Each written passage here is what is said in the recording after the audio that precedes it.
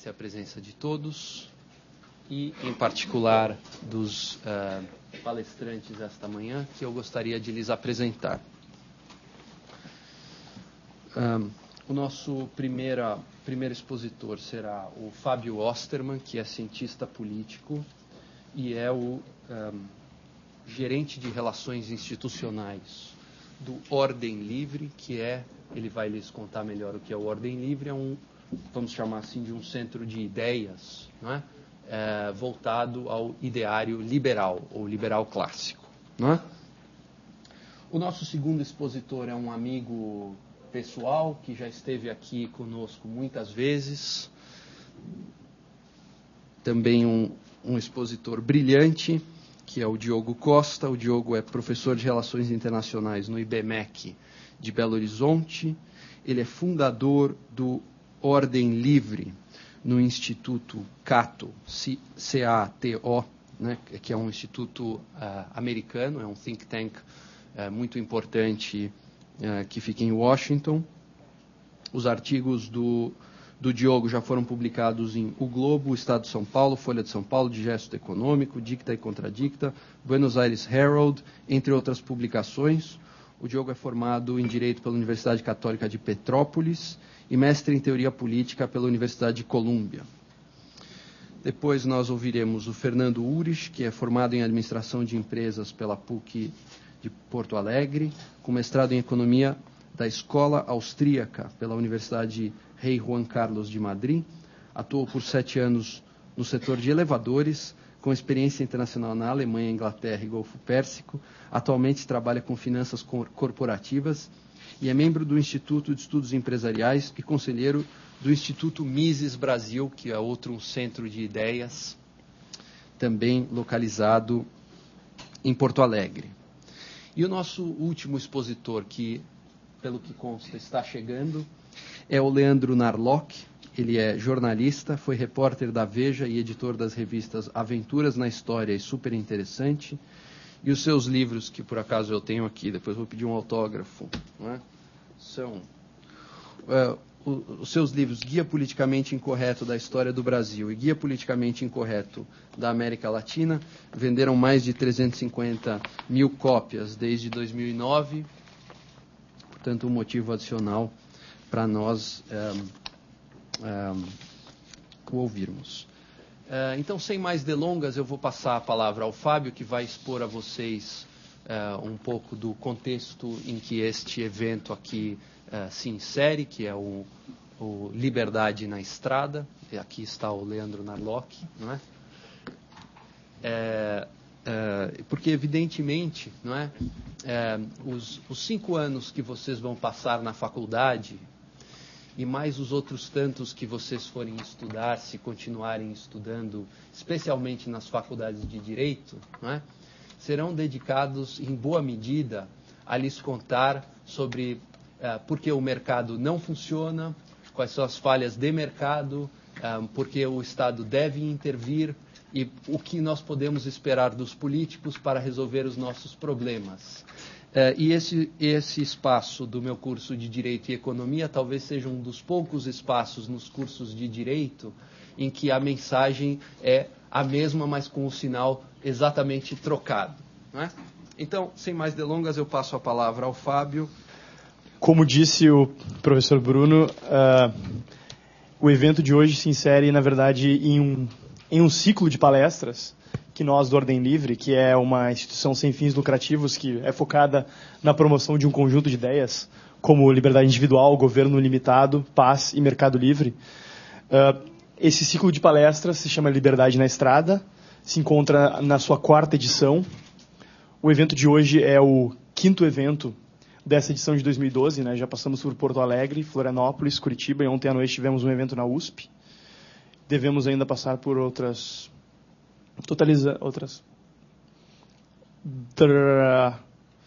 8 universidades, Brasil afora, totalizando 13 eventos. Esse evento vem sendo realizado desde 2009, como eu disse, e a cada ano ele tem um eixo temático. O eixo temático deste ano é Brasil, país do futuro até quando?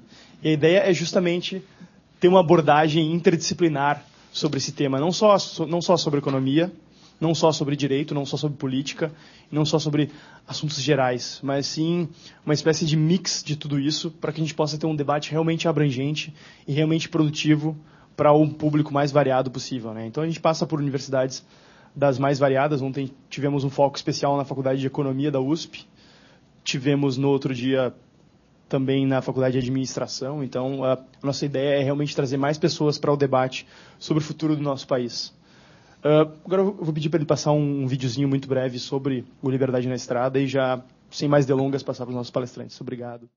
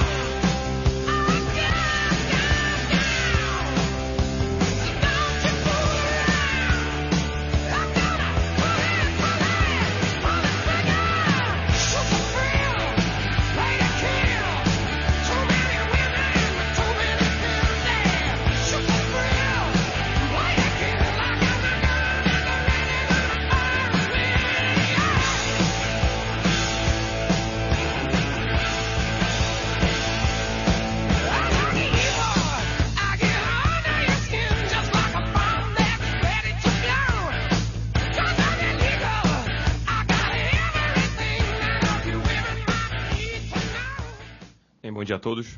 Obrigado a todos por virem. Obrigado ao nosso anfitrião, Bruno Salama. Obrigado também ao Fábio pela apresentação. Hoje eu espero que a gente consiga conversar um pouquinho sobre esse clichê e torná-lo pelo menos um pouco menos de clichê, que é a ideia do nosso país como sendo o país do futuro. Enquanto que a gente sempre, quando olha para o presente, a gente vê que o Brasil continua sendo apenas o país do gerúndio. Normalmente, quando se fala do Brasil, a gente fala de um país em crescimento, um país em desenvolvimento, um país emergente, um país que fica um pouco confinado a andar em círculos, em vez de fato, conseguir esse milagre do progresso que a gente sempre ouve falar desde do início do século XX. Mas eu quero começar falando sobre o Brasil, falando, na verdade, não de economia ou direito ou política, mas falando de religião. Não sei quantos de vocês aqui conhecem uma religião que não é tão popular aqui entre nós, é mais popular nas ilhas do Pacífico, principalmente em Papua Nova Guiné, que a gente chama em português de cargo ao culto, ou em inglês a gente chama de culto ao cargo, em inglês cargo cult. Essa religião, ela se originou pelo contato de algumas populações nativas com a civilização ocidental. E ela realmente explodiu na Segunda Guerra Mundial, quando então povos aborígenes tiveram pela primeira vez contato com soldados americanos, soldados japoneses. É a primeira vez que eles tiveram contato com a cultura global que transcendia um pouco, transcendia bastante, na verdade, os seus limites tribais. Agora, imagina o que é para vocês, se vocês tivessem passado a sua vida inteira conhecendo nada mais do que um raio de poucos quilômetros e, de repente, aparece um avião. E do avião saem pessoas, e pessoas que te dão comida, e te dão comida enlatada, e te dão remédios, e te dão, um miojo, e te dão coisas que para vocês são pequenas maravilhas. E isso transformou completamente a visão que aquelas pessoas tinham do universo, da sociedade, deles próprios. E o impacto foi tão grande que anos depois que a guerra terminou e que então os soldados abandonaram aquelas ilhas, começou-se a ter certos rituais para ver se era possível trazer de volta todo aquele milagre econômico que tinha acontecido naquele breve período de tempo. Então, comportamentos esquisitos começaram a ser adotados por aqueles povos que eles acreditavam que seria a causa de tudo aquilo que eles haviam experimentado antes. Então, o que aconteceu? Eles começaram a construir, por exemplo, aviões de madeira, ou começaram a construir torres de bambu, rádios e headphones de plantas, acreditando que aquilo talvez fosse trazer de volta, né, os soldados americanos, por exemplo. Eles começaram a criar rituais como paradas, desfiles, né, com o que seriam armas de madeira. Eles começaram a fazer o que a gente chama de marshalling, né, que é a sinalização, como se fosse um ritual, a dança da sinalização para ver se conseguia trazer os aviões de volta. Eles começaram a ter comportamentos completamente estranhos, mas porque eles acreditavam que aquilo era o mecanismo causal, né, daquela fartura, daquela abundância que eles experimentaram por um tempo. E a gente olha para isso, a gente acha até um pouco adorável que essa ingenuidade, e também a gente olha com um pouco de desdém, acreditando, bom, mas né, coitado deles, eles não conhecem nada mais. Nós, no entanto, nós ocidentais aqui, a gente sabe muito mais do que eles sabem, né? A gente não cometeria esse tipo de erro. Mas será que, de fato, a gente não comete esse tipo de erro? A minha hipótese aqui é que nós, brasileiros, né, fazemos algo parecido quando a gente pensa em desenvolvimento social, humano e econômico. Às vezes, nós copiamos apenas rituais, a gente copia apenas, né, sinais externos ou consequências como se fossem causas do desenvolvimento. A gente simplesmente imita certas coisas que a gente acha que levam, de fato, ao desenvolvimento, mas, na verdade, a gente está apenas copiando ou efeitos colaterais, ou coisas aleatórias, ou, às vezes, tomando a consequência por causa. Então, vou falar um pouco sobre como que eu acredito que essa visão de futuro do Brasil é um pouco obstruída pelo nosso culto ao cargo político.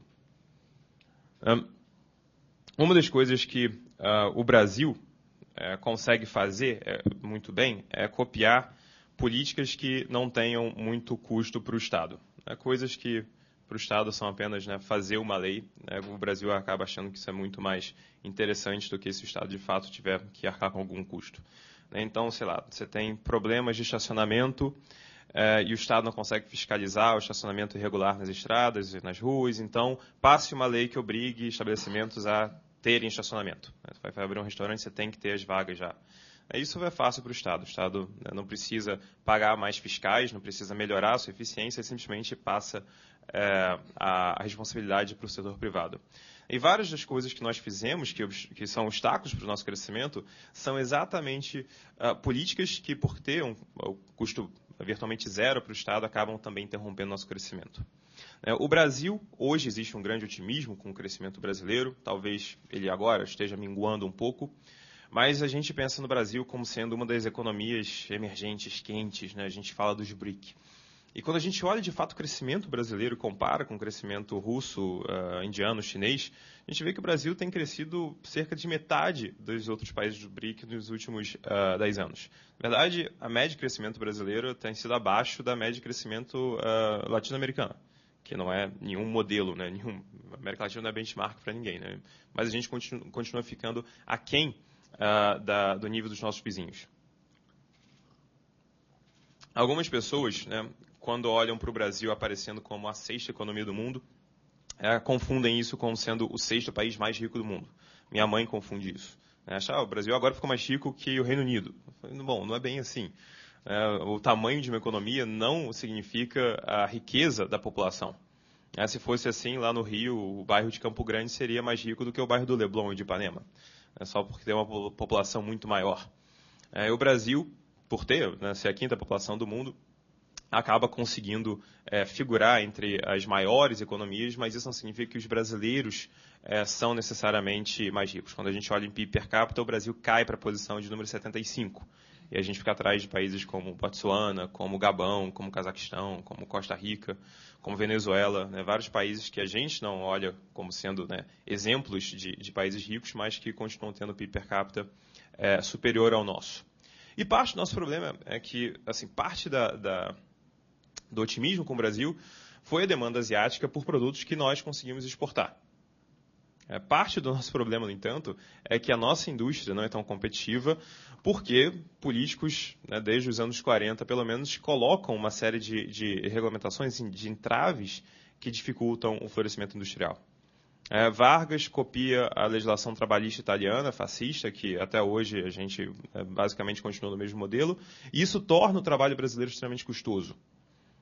Quando a gente vai ver os dados do Banco Mundial, né, o trabalho brasileiro é mais custoso também do que dos nossos vizinhos da América do Sul. Ou seja, o custo para você contratar, os encargos trabalhistas, a dificuldade de demissão, tudo isso deixa o trabalho no Brasil muito custoso.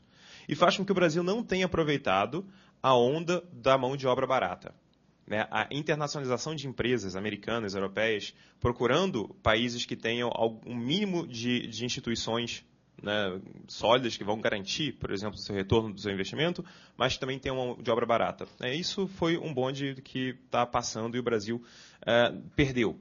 Hoje, os países do Sudeste Asiático se preocupam com o aumento do custo do trabalho, os salários estão aumentando, a China está vendo seus salários aumentarem, e a tendência que a gente vê agora é o que era o outsourcing americano, está se tornando, por exemplo, o insourcing americano.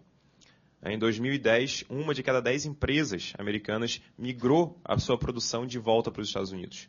Em 2011, 1 de cada 5. Por quê? Porque hoje a manufatura fica mais intensa em capital e é mais barato você, então, automatizar a sua produção do que você pagar salários, encargos, etc. E isso significa também que o Brasil precisaria ter, então, um sistema tributário, por exemplo, que permitisse que uma produção que seja intensa de capital também seja barata, o que a gente não faz. Hoje a piada nos Estados Unidos é que a manufatura americana precisa apenas de 2 empregados na fábrica, um homem e um cachorro. O cachorro é para manter companhia para o homem é para ter certeza que o cachorro não vai mexer em nada. Porque você consegue automatizar a sua produção. Daqui a pouco a coisa pode ser até um outro modelo. Né? Hoje, impressoras 3D nos Estados Unidos já são vendidas a $1.200. Imagina que daqui a pouco a produção seja domesticada. Você, na verdade, parte do que você consome você produz na sua própria casa. Você pode apenas, né, fazer o download de um arquivo e, de repente, você consegue fazer um copo de acrílico na sua casa. Isso é uma coisa que está muito próximo de acontecer e que vai, mais uma vez, mudar a forma como a gente olha para a manufatura. Então, nossa obsessão em criar privilégios industriais para compensar a nossa falta de produtividade, eu acho que é um duplo erro que a gente está causando para perder, mais uma vez, mais uma onda histórica de crescimento e crescimento industrial. Mas é claro que existem outras esperanças para o Brasil, além da indústria, como, por exemplo, a promessa de que o Brasil vai se tornar uma potência energética no futuro não muito distante. Que é mais uma certa confusão que as pessoas fazem também, acreditando que, bom, se a gente, de repente, se tornar um grande exportador de petróleo, significa que o brasileiro vai ficar mais rico. Acredito que muitos aqui de vocês já ouviram falar na maldição dos recursos naturais. O fato de que nações que acabam, né, descobrindo, né, acertando na loteria dos recursos naturais, não conseguem converter esses benefícios para a população, mas eles ficam restritos a apenas uma elite que explora esses recursos. Normalmente, o que se diz é que nações que não tiveram instituições desenvolvidas antes de descobrir os recursos naturais não conseguem desenvolvê-las depois. As exceções, como os Estados Unidos e a Noruega, foram porque elas já tinham instituições que se desenvolveram antes de ter uma grande descoberta energética. Eu estava tendo a sorte de conhecer alguns países da África em 2008, quando o pré-sal virou notícia internacional. E algumas pessoas eu descobri sobre o pré-sal da boca de alguns colegas africanos que vieram falar para mim, mas rapaz, você agora é rico e não sabe. Eu falei, bom, não necessariamente a gente é rico e não sabe. Né? Existe uma perspectiva de exploração futura de um tipo de energia que talvez nesse futuro sequer seja a energia mais barata, mais eficiente. Hoje, o que se fala nos Estados Unidos, quem acompanha, por exemplo, os debates americanos, ouve o tempo todo falar de shale gas, né, do gás como sendo talvez a nova carta que os Estados Unidos têm na manga, que pode tornar os Estados Unidos talvez o principal exportador energético já em 2030. Mas a outra energia que talvez gere ainda mais otimismo também, por não gerar tantas externalidades negativas, seja a energia solar. quem aqui já ouviu falar da lei de Moore em computação, né, de que os chips dobram de eficiência ou caem, reduzem seu custo pela metade a cada 18 meses, a cada 2 anos, mais ou menos. Isso é algo que vem acontecendo com a energia solar. As células fotovoltaicas estão se tornando mais eficientes, dobrando sua eficiência a cada 2 anos, mais ou menos. Se essa tendência continuar, a estimativa é que, em meados da próxima década, a energia solar já seja a forma de produção energética mais eficiente do mundo. Ou seja, países que estão apostando demais no petróleo para o futuro de médio prazo podem acabar quebrando a cara. E pode ser que isso seja muito bom. Pode ser que isso signifique menos poder para alguns governos autocráticos. Mas isso pode também significar que nossas apostas, mais uma vez, não vão ser realizáveis. E a outra forma muito comum de culto ao cargo é acreditar que, olha, porque Estados Unidos e Europa, isso a gente ouve dos nossos políticos, né? Estados Unidos e Europa sempre praticaram protecionismo, então a gente tem que praticar também. Sem ver que isso, na verdade, significa que alguns países tiveram um crescimento econômico apesar do protecionismo, e não por causa dele. Bom, e o Brasil é um país extremamente fechado, até porque tanto a nossa esquerda quanto a nossa direita são muito anti-internacionalistas, são muito pró-nacionalistas. Então, quando você tem o governo militar no poder ou quando você tem partidos de esquerda no poder, a tendência é sempre valorizar um discurso de proteção industrial, de fechamento. E isso é algo que surpreende, às vezes, turistas ou economistas estrangeiros quando vêm ao Brasil e quando descobrem qual é o tamanho do nosso comércio internacional, quando descobrem quão fechado o Brasil é, quando veem que nas ruas da Cidade do México você vai encontrar muito mais franquias no mundo todo do que nas ruas de São Paulo. Isso é algo que deixa as pessoas um pouco surpresas quando a gente olha o índice de globalização e vê a posição do Brasil lá na segunda metade do ranking. E o Brasil é fechado, se você pensar bem, até mesmo culturalmente o Brasil tenta se fechar. Agora tem projetos de leis que exigem que canais de TV tenham sua programação internacional dublada, em vez de legendada, para a gente valorizar a cultura nacional. E a gente não percebe que, na verdade, aquilo que a gente faz de mais significativo culturalmente talvez tenha sido as incorporações que nós tivemos de produtos culturais estrangeiros. A nossa bossa nova é o jazz importado e modificado por nós. Nosso principal esporte é um esporte jogado por ingleses que nós acabamos, talvez, aperfeiçoando, pelo menos nos tornando mais habilidosos até do que eles. Quando a gente olha até para os nossos pratos típicos, tem um livro muito interessante chamado Guia Politicamente Incorreto da História do Brasil, que fala como que até mesmo a feijoada, que parece a coisa mais brasileira, ela também é um produto importado. E quando, na verdade, a gente tenta se fechar, a gente olha para países europeus e fala, não, mas olha só, países como França não têm políticas culturais? Tem, mas será que a cultura francesa ela se tornou mais relevante por causa disso ou menos relevante por causa disso? Será que simplesmente copiar políticas culturais do Canadá, por exemplo, que é um país com crise de identidade por parecer apenas um Estado americano, e tentar se diferenciar dos Estados Unidos e impor cotas também, será que isso deixa a cultura canadense mais relevante? Ou será que não é o contrário? A proximidade deles com os Estados Unidos que deixa o Canadá mais relevante? A maioria das pessoas nem lembra exatamente quais são cantores e atores canadenses. O Jim Carrey e Celine Dion são canadenses, mas para a maioria das pessoas são mais dois americanos.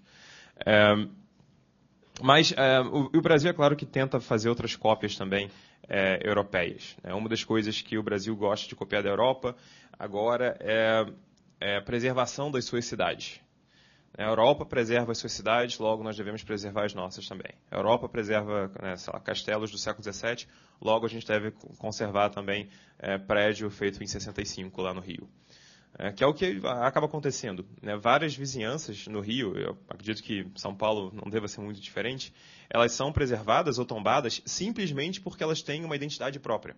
Então, você vai em Botafogo, a identidade própria dos bairros, das ruas de Botafogo, faz com que prédios que têm, 30 anos de idade já sejam preservados. Você não possa modificar porque eles compõem algum tipo de identidade. Ou seja, em vez de a gente fazer um culto ao cargo à China, você olha para Xangai, você vê a Peugeot, em 10 anos virou quase que uma Nova York. A gente, na verdade, fica olhando para a Europa e achando que a gente pode preservar uma história que a gente nunca teve. né? Você olha para o Rio está longe de ser um primor de arquitetura.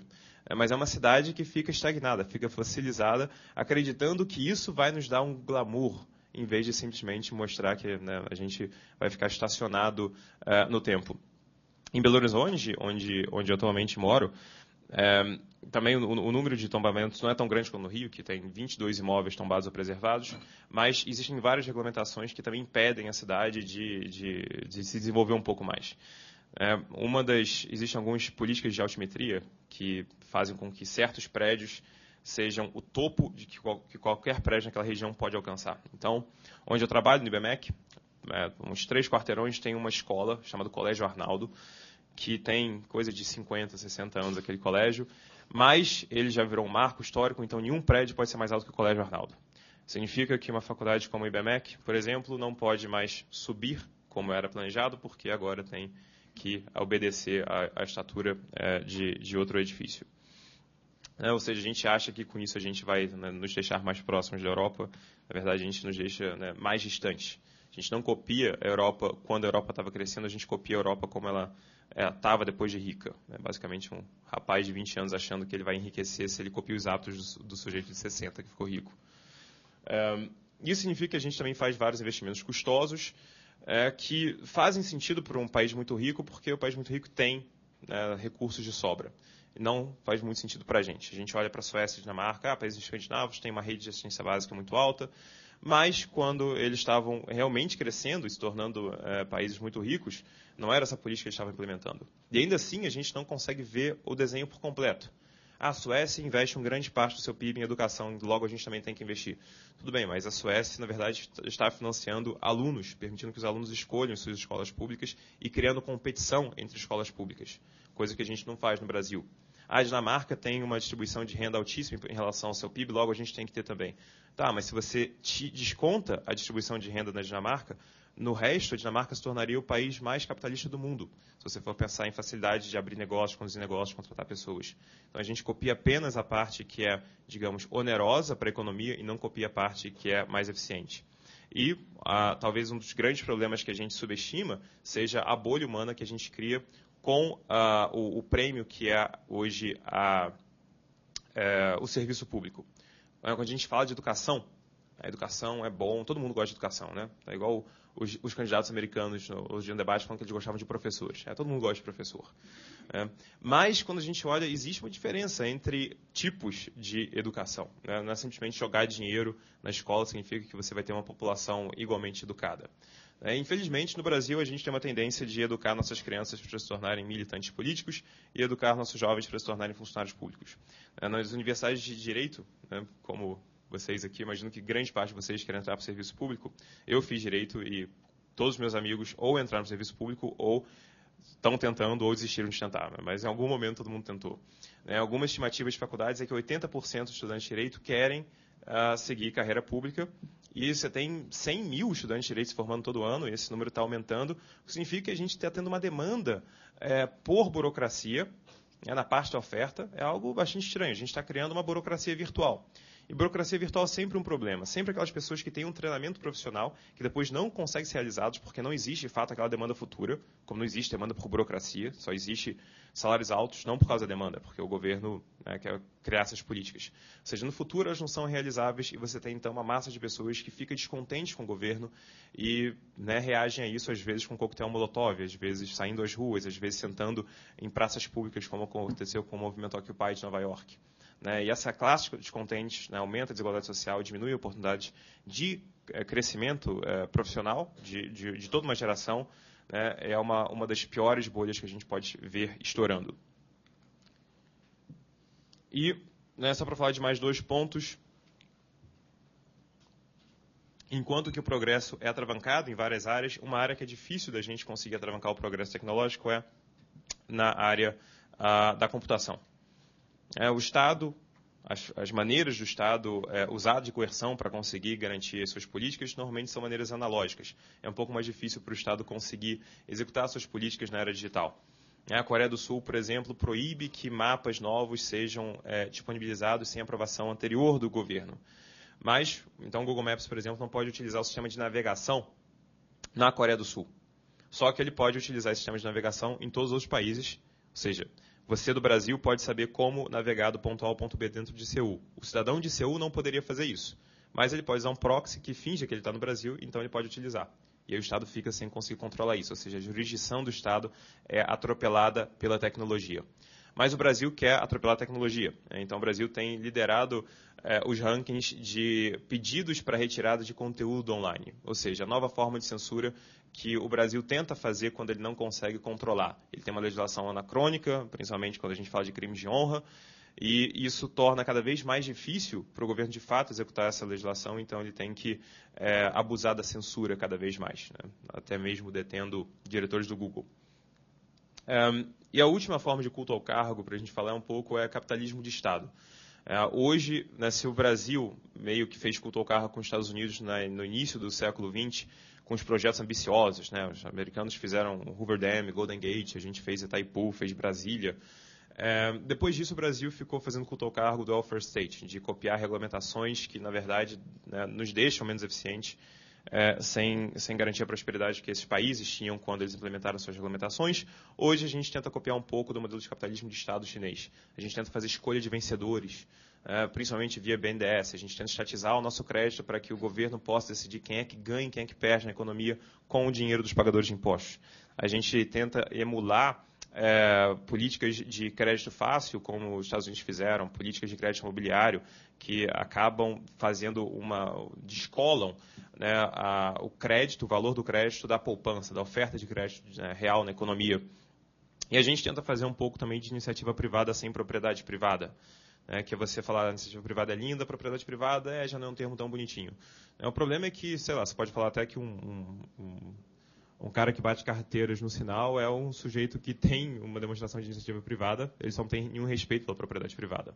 Então, quando a gente tem bancos lucrando excessivamente até o ponto de ficarem tão grandes que eles não podem ser quebrados, e quando eles quebram, quem subsidia é o pagador de imposto, é a mesma coisa. Você está favorecendo uma forma de iniciativa privada, mas você está ignorando o princípio da propriedade privada, ou seja, você está fazendo um capitalismo, né, que vê apenas o ganho, mas não vê perdas. O capitalismo é um sistema de lucros e perdas. Se você elimina metade da equação, certamente você está criando problemas para o sistema, problemas de risco moral, problemas de expansão irracional da economia, coisa que o Brasil acredita que possa ser o próximo modelo. Então, quando a gente fala do nosso futuro, a gente tem que se perguntar, bom, qual é o futuro que a gente vê para o mundo? Porque se o mundo, de fato, ficar cada vez afundado em mais crises, talvez, de fato, o Brasil seja o país do futuro, porque pode ser que todo mundo fique estagnado, fique aprisionado nesse gerundismo que nós, hoje, nós estamos há algum tempo. Mas é claro que o Brasil também tem outra possibilidade, a possibilidade de olhar para o futuro não como algo que pode ser planejado pelo Estado, mas como algo que pode espontaneamente surgir das ações individuais. Futuro é difícil da gente planejar. Quem já foi no Epcot Center e foi na Tomorrowland, lá da Disney, vê que de cada, se não me engano, de cerca de 6 em 6 anos, eles têm que reformular aquela parte do parque porque o futuro mudou. O futuro que era de jetpacks e viagens a Marte, de repente virou um futuro de computação na nuvem. E o futuro muda o tempo todo porque o futuro é feito pela ação de milhões de indivíduos e famílias e planejamentos e não exatamente por apenas poucas unidades, né, de estados nacionais que conseguem de fato planejar o futuro. Então, acho que apenas quando o Brasil tentar parar de planejar esse futuro, fazendo culto ao cargo às economias desenvolvidas, mas de fato permitir que a sua população planeje o seu futuro com liberdade, com empreendedorismo, aí sim a gente pode sair do culto ao cargo e passar a voltar a olhar com desdém para outras nações que vão então tentar copiar o modelo brasileiro. Muito obrigado. Bom dia a todos. Para falar um pouco do Brasil do futuro, vou trazer um pouco do Brasil do passado, para mostrar um pouco o que a gente tem que evitar de fazer para que não ocorra no futuro o que já ocorreu em décadas passadas. Eu acho que a maioria de vocês aqui nasceu depois de 1990, imagino. Então, vocês escutaram falar bastante de hiperinflação, inflação alta, mas nunca de fato vivenciaram isso. Não sabem o que é uma moeda que perde seu valor a cada semana, a cada dia, em alguns momentos até a cada hora. Eu não sou muito mais velho que vocês, mas eu consegui viver um pouquinho dessa realidade e é de fato muito ruim, é incrível como que o país conseguiu sobreviver àquilo. Eu lembro que a primeira memória econômica que eu tenho, que eu me lembro e para mim está claro como se fosse hoje, eu tinha mais ou menos uns 5 anos e eu ganhava uma mesada do meu pai para comprar qualquer guloseima, chocolate ou bala, qualquer porcaria que criança gosta de comprar. E eu ganhava mesada a cada semana, a cada 15 dias. E eu lembro que às vezes eu poupava para comprar depois, não tinha por que consumir naquele momento. Poupava em 1986, era o ano. E 10 dias depois, 15 dias depois, ia lá tentar comprar uma guloseima, um chocolate, mas não tinha como. Os preços já tinham aumentado tanto que era impossível. Nem mesmo uma bala já era possível comprar com dinheiro de 10 dias atrás. E essa era a realidade da época. Antes de falar do plano desse ano de 1986, eu acho que é importante definir inflação, porque é uma noção que todo mundo tem erroneamente na cabeça, a população, leigos, e muitas vezes nas próprias faculdades de economia se ensina o conceito de inflação da forma errada. A gente entende que inflação é um aumento de preços, mas isso, na verdade, é uma consequência da inflação. A inflação, de fato, é um aumento na quantidade de dinheiro na economia. É um aumento na emissão de moeda. E a inflação de preços, ou seja, o aumento de preços, é a consequência desse aumento de dinheiro. Quanto mais dinheiro na economia, menor é o poder de compra dele, menor é o valor dele. Isso o nosso falecido senador Roberto Campos, ele explicava muito bem, porque ele dizia que era essencial entender a diferença de inflação, entender a correta definição de inflação. Porque se a gente entende que inflação é um aumento de preços, então o culpado é o empresário, porque no final das contas é ele que está aumentando os preços no supermercado, nas lojas, enfim, ele é que está de fato botando os preços lá em cima. Mas se a gente entende que a inflação é, na verdade, um aumento da emissão de moeda, aí o culpado é o governo. E aí muda completamente a história. E isso ficou muito claro num plano de 1986, chamado Plano Cruzado. Acho que nessa década houve tantos planos, que é difícil saber qual foi o pior de todos, ou mais bizarro em termos de políticas econômicas adotadas para combater a inflação. E o grande problema é que a maioria deles não combatia de fato as causas da inflação, não combatiam as causas que levavam o Estado a emitir moeda de forma desesperadora, de forma desesperada. E o Plano Cruzado, em vez de combater as causas, combateu, na verdade, o sintoma, o aumento de preços. E uma das políticas foi o congelamento de preços. Da noite para o dia, ele congelou quase todos os preços da economia, os preços dos bens finais. Era leite, presunto, carne, bebidas, enfim, quase todos os preços da noite para o dia foram congelados. E se a gente entende economia, a gente entende que o controle de preços inevitavelmente leva à escassez. Porque se o preço de mercado está acima do controle de preço, ou seja, se você define um preço máximo que você pode vender, que o empresário pode vender, ele vai ser desincentivado a produzir aquele bem, porque ele vai vender por prejuízo. Isso é óbvio, mas o governo não entendeu assim. Não entende, até hoje acho que não entende assim.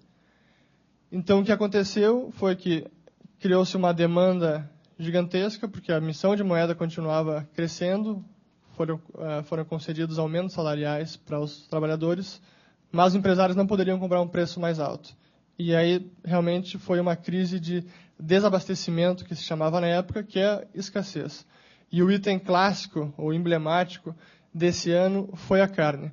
Essa foi uma capa da Veja em 1986, foi 7 meses depois do anúncio do Cruzado. Até alguns economistas que entendiam que esse efeito seria a consequência natural da política. A surpresa deles é que isso não tinha acontecido antes, até que demorou tanto tempo para acontecer. Mas, enfim, essa foi o resultado dessa política do governo, e a carne simplesmente sumiu dos supermercados. Em política pública, às vezes o grande problema não é nem tanto o resultado de uma política em si, ou o resultado de um evento econômico, mas sim o remédio que o governo acha que tem que dar para aquele problema. E acaba fazendo com que o problema seja ainda pior. Então, não conseguindo resolver o problema da escassez, porque ele não descongelava os preços, deixava os preços fixos, ele lançou outras medidas. Por exemplo, reduzir drasticamente o imposto sobre a carne, aumentar ou diminuir as tarifas de importação, proibir exportação, mas nada disso adiantava, a carne continuava sumindo. Então o governo tentou outras medidas um pouquinho mais drásticas, numa operação chamada Operação Boi Gordo. Isso a gente lê hoje essas matérias de 15 anos atrás, um pouco mais até, e a gente não entende, ou não consegue até compreender que isso de fato aconteceu. Mas isso foi uma medida que o governo tomou, junto com a Polícia Federal. Aqui a gente tem foto dos helicópteros da Polícia Federal sobrevoando fazendas em São Paulo, Mato Grosso, Paraná, para tentar avistar os bois que os fazendeiros não estavam entregando aos açougues, que obviamente não queriam perder dinheiro com aquilo, para avistar os bois e desapropriá-los e entregar aos abates. Isso de fato aconteceu. Eles tentaram isso por alguns dias, semanas, tentaram, obviamente, conseguiram resolver a escassez de repente em algum bairro por algum dia, mas não do país todo, porque os preços continuavam congelados. E outras medidas absurdas foram tomadas, mas nada disso conseguiu conter a escassez. E depois que tiraram todo o congelamento de preços, removeram o congelamento, a inflação voltou com tudo, que era consequência inevitável. Porque, como eu falei antes, os sintomas foram atacados, que era o aumento de preços, mas não as causas. O Estado continuava emitindo dinheiro sem parar. Se vocês perguntarem para os pais de vocês, tios, avós, eles vão contar as histórias mais loucas dessa época. Por exemplo, o plano Collor, que confiscou a poupança da população da noite para o dia, praticamente toda a poupança. Isso de fato aconteceu, não é mentira. Está aqui a capa da Veja para mostrar. Mas, finalmente, com o plano real, a história mudou. Esse plano não foi mágico e nem é perfeito, mas ele foi o primeiro que, de fato, conseguiu debelar as causas da inflação, que era essa emissão constante de moeda para financiar o rombo fiscal do governo, que gastava mais do que arrecadava, para financiar as farras das empresas estatais, que também eram deficitárias, e também uma outra fonte de inflação eram bancos públicos estaduais que financiavam governos, e o Banco Central tinha que emitir moeda para cobrir os rombos desses bancos. Então, tudo isso foi, de certa maneira, sanado no Banco Real. Não perfeitamente, o problema fiscal ainda continua, mas, por exemplo, muitas estatais foram vendidas, privatizadas, e isso, de fato, resolveu. Então, o governo conseguiu controlar melhor a emissão de moeda, e isso fez com que a inflação baixasse, fez com que vocês pudessem ter um dinheiro, no mínimo, decente, que não perde valor a cada dia, a cada hora. Vendo o Brasil de hoje com o que era antes, na década de 80, 70, realmente a gente melhorou muito. Não tem dúvida que o Brasil de hoje é diferente do que era, existe um controle melhor dos gastos do governo, das contas públicas. Para vocês terem uma ideia, teve uma época na década de 70 que nem se sabia quantas pessoas o governo empregava, nem se sabia os cargos que o governo empregava, e tinha as coisas mais esdrúxulas possíveis, desde engraxate de sapato ou qualquer nome que se dava, sei lá, limpador de parede, qualquer coisa, e o governo nem sabia quantas pessoas empregava. Mas isso mudou de fato, e o Plano Real foi um dos grandes avanços do nosso país. Em 1999, depois que o governo deixou de tentar ter um câmbio fixo, naquela paridade de 1 para 1 com o dólar, ficou conhecido os 3 pilares da economia, que era o tripé econômico da política do governo, da política econômica do governo, que são as metas de inflação, o câmbio flutuante e o superávit primário. Isso começou a partir de 99. Isso, de fato, ajudou o Brasil a ter o controle fiscal. Então, se o Brasil não tinha mais aquele rombo nas contas públicas como tinha na década de 80, a necessidade de emissão de moeda ia ser muito menor, e foi de fato o que aconteceu. Então, isso aconteceu e perdurou pelo menos até agora, em certa medida, inalterado. E esse foi talvez um dos grandes méritos do governo Lula, de ter mantido essas políticas que foram adotadas no governo FHC e não ter alterado praticamente nenhuma delas. Pelo menos no primeiro mandato, isso foi verificado com absoluta certeza.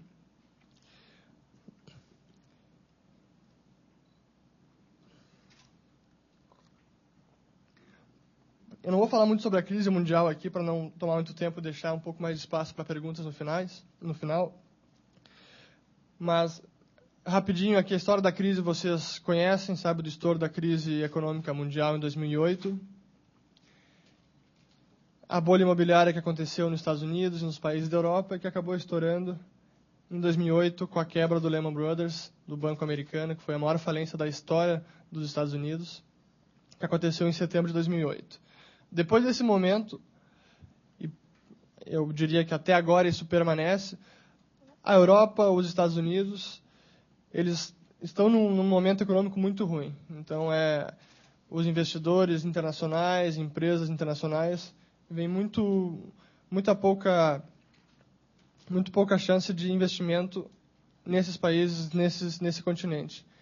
E o Brasil acabou saindo como o menos feio num torneio de feiura. Ou seja, aí quem é menos feio acaba ganhando. E o Brasil, de fato, como a revista The Economist registrou muito bem, e essa capa foi no finalzinho de 2009, mostrava o Brasil decolando.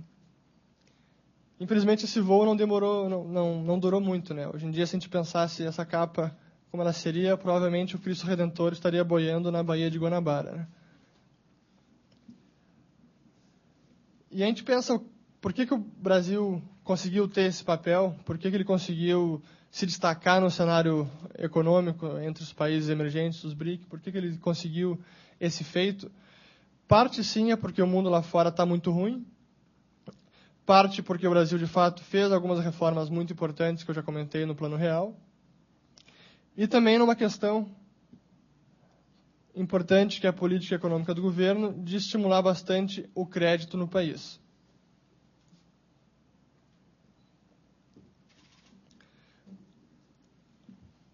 Desde 2005, praticamente, o crédito tem subido bastante. E desde que começou a crise, o governo tem incentivado bastante essa fonte de crescimento, que é estimular o crédito, ou a alavancagem das famílias, das empresas, para tentar estimular um crescimento da economia, um crescimento do PIB. E talvez o grande problema disso, e eu vejo como uma grande ameaça para o futuro do Brasil, é que o governo tem feito essa medida, tem realizado essa medida, usando mão dos bancos públicos, dos bancos oficiais. E não é somente o BNDES, é o Banco do Brasil também, a Caixa Econômica Federal e outros bancos como BRB, Banrisul em menor medida, mas é misto, tem ações em bolsa. Mas o banco tem, de fato, incentivado muito que os bancos públicos aumentem o crédito à economia. Vocês têm visto a cada semana a notícia dos bancos públicos reduzindo os juros. Ora é a Caixa Econômica Federal, ora é o Banco do Brasil, é juros para carro, é juros para consumo das famílias, consumo corrente ou para a compra da linha branca, a linha amarela, seja qual for a linha. E como a gente pode ver, quase metade de todo o crédito no país já está na mão dos bancos públicos. E a gente vê onde isso pode dar. A gente já viu isso na década de 80, principalmente com os bancos estaduais, mas também com os bancos federais, mas principalmente os estaduais que financiavam os estados. Naquela época não era nem o consumo das famílias ou dos agentes privados, e sim do próprio ente público, os estados que eram controladores dos bancos estaduais. E essa foi uma das fontes de inflação alta, de inflação de preços alta, porque fez com que o Banco Central tivesse que emitir moeda para cobrir rombos dos bancos estaduais.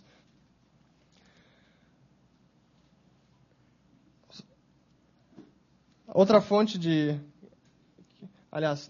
essa fonte de crescimento que o governo tem estimulado desde o final de 2008, 2009, 2010, estimulou isso bastante. Isso refletiu no crescimento do PIB em 2010, que teve aquele crescimento de mais de 7%. Isso a gente vê que já está esgotado, porque o endividamento das famílias já está no seu limite. Aqui o endividamento total da renda das famílias... 5 minutos. Aqui o endividamento total das famílias sobre a renda.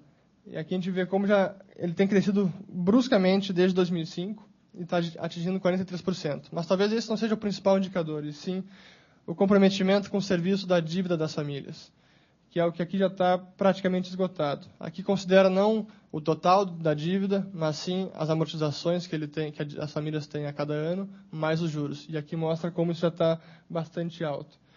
22% atingiu dados de junho. E se a gente compara isso com os Estados Unidos, quando estourou a bolha, não chegava nem a 14%. Então a gente vê como aqui no Brasil essa fonte de crescimento já esgotou. E a gente tem essa capa recente da Veja, isso aqui é de agosto, que mostra o choque de capitalismo da nossa presidente Dilma. Eu confesso que eu não acredito muito em capitalismo de fato de livre mercado. Eu acho que aqui é muito mais, como o Diogo falou, um capitalismo de Estado. Quando a gente analisa com detalhe as medidas tomadas pelo governo, muitas delas de forma muito improvisada e pontual, e não atacando todos os problemas do nosso custo Brasil, que a gente já ouviu tanto falar, e da nossa infraestrutura falha. Acho que seria muito mais apto ter chamado isso aqui de choque de dirigismo, mercantilismo, corporativismo, qualquer esmo que seja nocivo aos consumidores e pagadores de impostos, mas não de fato o capitalismo de livre mercado, porque não é. Eu não vou entrar em muito detalhe para não tomar do nosso tempo. Apenas uma medida que eu queria lembrar aqui, ou talvez destacar, porque é engraçado que a gente fala, às vezes a gente vê economistas dizendo que essas políticas do governo remontam à década de 70, daqueles planos nacionais de desenvolvimento, chamados PND, teve PND 1, PND 2, que em parte gerou a nossa década de 80. Mas, na verdade, o nosso ministro Mantega, acho que ele se espelha, talvez, em medidas até mais remotas do que essa.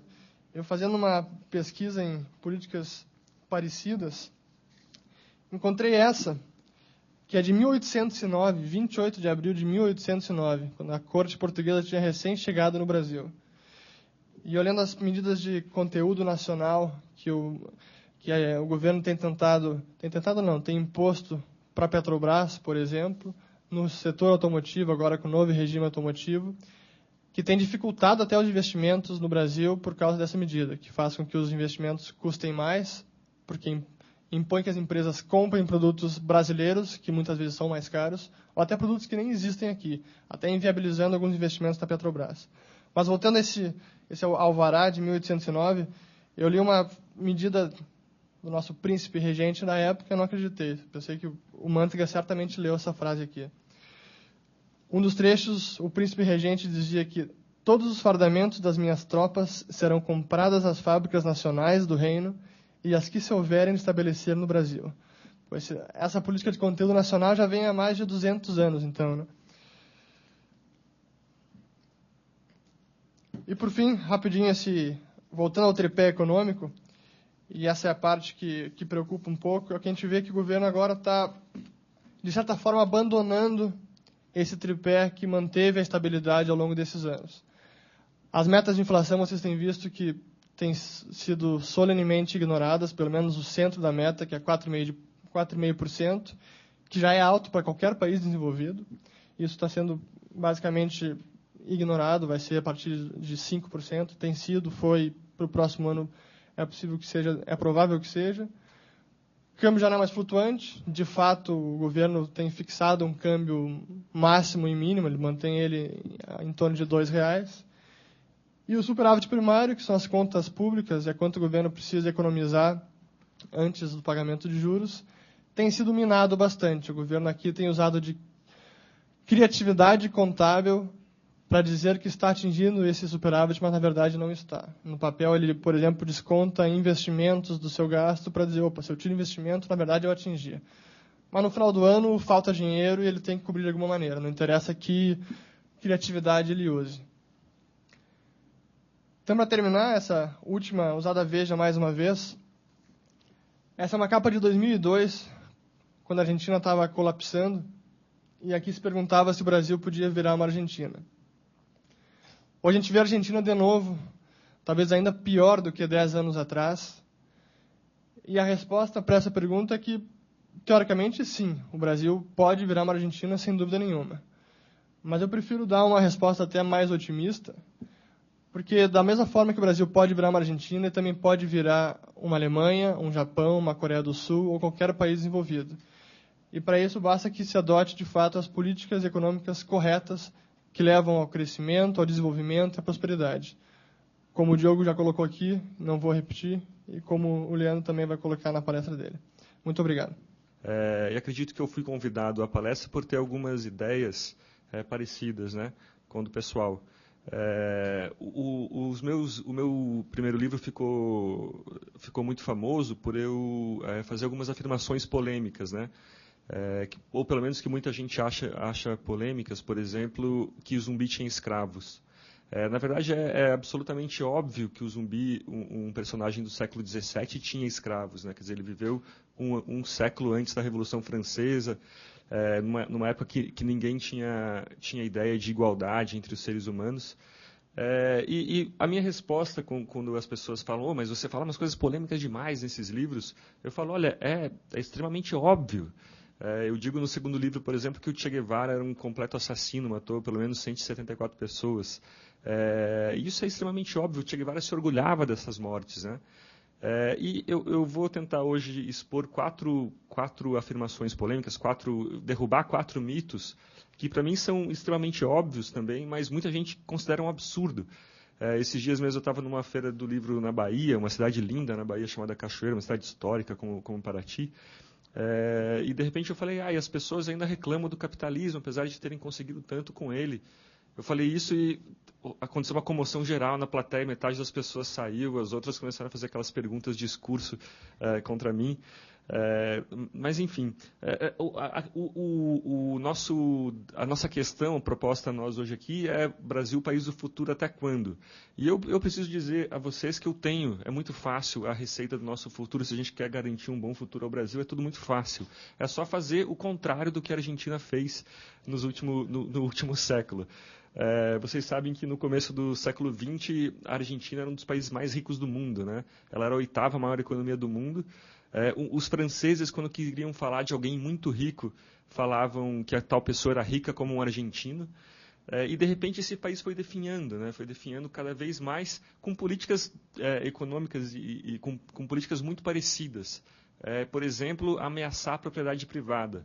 Aqueles governos populistas, o Perón, ele encara isso muito bem, que impossibilitavam qualquer investimento, qualquer negócio por ameaçar a propriedade privada. Quem aqui tem algum comércio, alguma loja, sabe que não vai investir numa cidade, de jeito nenhum vai contratar pessoas, vai investir numa cidade, vai criar um negócio que vai contratar pessoas, se você não tem garantia de que aqueles lucros que você conseguir com essa atividade vão continuar com você, né? Enfim, eu acho que a questão que nós temos são 4 temas, são 4 mitos que acorrentam o Brasil e a América Latina toda no passado. Não só a América Latina, né, mas muitos países. São 4 mitos que, para mim, fazem parte do que eu chamo de a visão econômica do povão. Você chega para um taxista, por exemplo, e fala para ele, cara, me explica a economia, me diz como é que funcionam as coisas. Ele vai falar, olha, tem os pobres e tem os ricos exploram os pobres. Pronto, é isso. O governo serve para tentar para evitar que essa relação não se torne uma guerra. E é incrível que muitos nossos políticos pensam isso, né? E é muito fácil mesmo pensar nisso. Né? Quer dizer, a gente olha para o mundo, a gente vê um carrão e uma pessoa no ônibus. Está explicado. A gente tem a ideia de que a riqueza ela é como se fosse uma caixinha de alimentos para ratos. Você tem uma quantidade finita de riquezas, então se um ratinho tiver 10 grãos, comer 10 grãos, o outro vai ficar com menos. Mas, na verdade, o que a gente vê na história do mundo, né, desde a Revolução Industrial para cá, ou desde que os holandeses criaram a Bolsa de Valores, é que antes os ratinhos todos comiam 2 grãos, de repente alguns começaram a comer 10 e os outros começaram a comer 3. De repente alguns começaram a comer 50 e os mais pobres ratinhos começaram a comer 8, ou 9, e 10. A ponto de que, pela primeira vez na história do mundo, mesmo os mais pobres estão obesos. Que é um problema chique, né, gente? É um tipo de problema legal esse, né? Quer dizer, hoje, tanto nos Estados Unidos como no Brasil, o principal problema da classe E é a obesidade. Ótimo, né? Quer dizer, é muito melhor do que passar fome, né? Quer dizer, você pode pelo menos escolher, hoje eu vou tentar comer menos. Pô, que problema legal esse de obesidade, né? E, na verdade, se a gente olhar para outros problemas que a gente tem hoje em dia, todos eles são causados por abundância. A gente tem carros demais que nem mesmo os engenheiros de trânsito mais pessimistas imaginaram, né? Você olha, por exemplo, a Marginal Pinheiros tem 8 faixas de carros e mesmo assim ela engarrafa. A gente tem problema de lixo, embalagens e produtos e coisas demais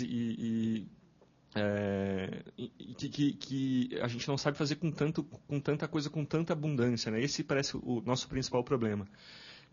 Enfim, aí eu já estou falando do nosso primeiro mito, que é o mito de que capitalismo traz miséria. Quando eu falo capitalismo, eu estou falando de capitalismo de livre mercado, né? O capitalismo selvagem, que é o que eu mais gosto. E não o capitalismo domesticado, o capitalismo de Estado. Se você colocar no Google, se vocês colocarem no Google Images capitalismo, aparecem imagens de um filme de terror. Esses dias eu fiz isso e a imagem que mais me chamou a atenção era de um moedor de carne, onde entravam pessoas e saíam dólares. Quer dizer, as cenas são as piores possíveis. Esses dias eu escrevi um texto para a Folha sobre o Masoquistão, o país dos masoquistas, onde as pessoas elas tinham um costume de odiar tudo aquilo que as beneficiava e venerar tudo que atrapalhava a sua vida. E parece muito bem que isso que acontece, né? Quer dizer, a concorrência, digamos, laboratórios farmacêuticos. O Nelson Rodrigues, por exemplo, ele tinha gastrite, né? Ele tinha úlceras. Ele até falava que ele não acreditava em ninguém que não tinha úlceras e tal. E ele tinha que acordar de madrugada para comer, para tomar mingau, porque senão a úlcera dele atacava. Esse problema a gente resolveu simplesmente quando se inventaram alguns remédios para evitar a criação de ácido pelo estômago. Hoje a gente compra esse remédio por R$7, por menos, no mercado, na farmácia. Mesmo assim a gente fala, os laboratórios farmacêuticos são um absurdo, querem dominar o mundo.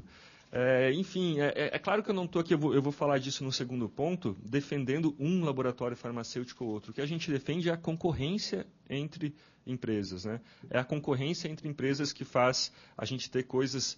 É muito interessante olhar, por exemplo, o que vocês têm ao redor, o que vocês têm no pulso, no bolso agora. Provavelmente vocês têm coisas que há 10 anos ou há 50 anos eram reservadas a milionários. E essa concorrência de pessoas tentando ganhar dinheiro, vendendo mais barato, oferecendo produtos melhores por menor preço, ela fez a gente ter no bolso e tomar como garantido coisas que 30 anos atrás eram reservadas a ricaços, né?